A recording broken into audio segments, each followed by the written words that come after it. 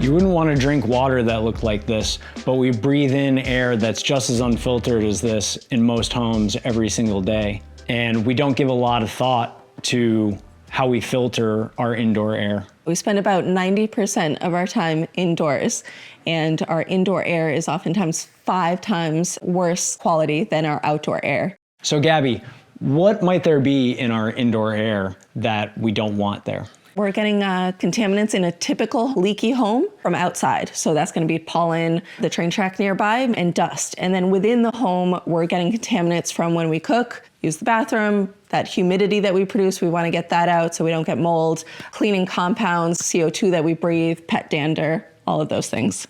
So in a passive house building like the one we're in, where we have a very tight building envelope, it's even more important that we are providing ventilation to remove all that bad stuff from the indoor environment. So how might we be doing that?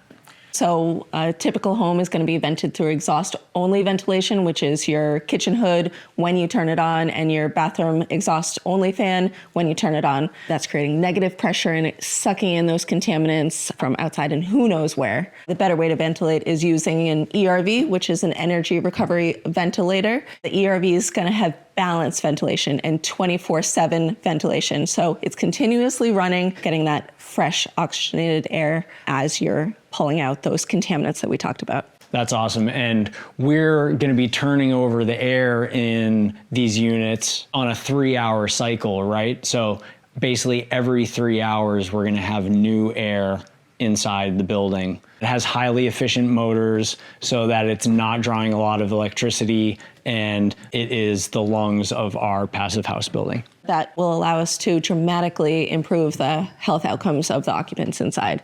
So that's going to be reduced asthma rates, better cognitive function, better sleeping at night. This project is actually in an environmental justice community, and there are a lot of high asthma rates and negative outcomes from pollution and from living in indoor environments that are not very healthy. So this system is really helping us provide the best possible indoor environment for our residents.